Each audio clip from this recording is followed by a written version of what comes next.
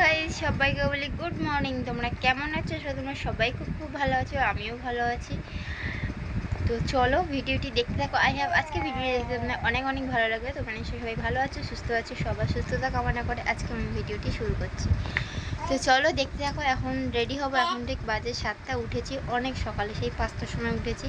আমার রান্নাবান্না কমপ্লিট হয়ে গেছে, এবার রেডি হবো, যাবো হচ্ছে মামার বাড়ি। তো চলো দেখতে থাকো ভিডিওটি ফুল।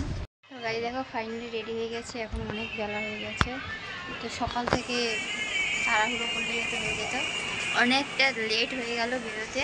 আর দেখো শাড়িটা পরেছে কেমন লাগছে। তো এটা কিন্তু মায়ের শাড়ি। ফাইনালি দেখো আমরা বেরিয়ে পড়লাম পুরো ফাটা রোদের মধ্যে। মানে সত্যি এত রাগ হচ্ছে ওর ওপরে না, এত লেট করে সব কিছুতে। সেদিনকে আমি মাসি বাড়ি গিয়েছিলাম, একা ছিলাম, তো ঝটপট রেডি হয়ে বেরিয়ে গেছিলাম।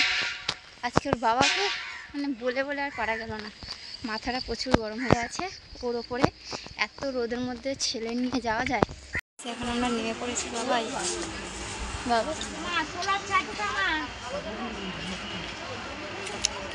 স্টেশনে নেমে পড়েছি, বারাসাত স্টেশনে। এবার যাব, আর মামার দিকে আসে, মামার জন্য ওয়েট করবো একটুখানি, মানে টিকারের সিট রাখবো আর কি।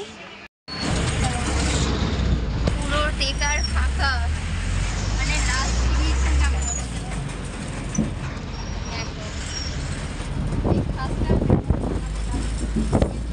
চলে এসেছি, পুরো টেকার ফাঁকা, আর একটুখানি বাকি নামতে।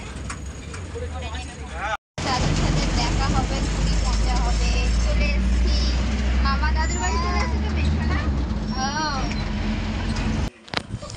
তো এই যে দেখো মামা বাড়ি এসে দাদুর সাথে প্রথমে দেখা করে নিলাম, নিয়ে শাড়ি টাড়ি চেঞ্জ করে খাওয়া দাওয়া করে রেস্ট নিচ্ছি আর কি, যে বসে আছি।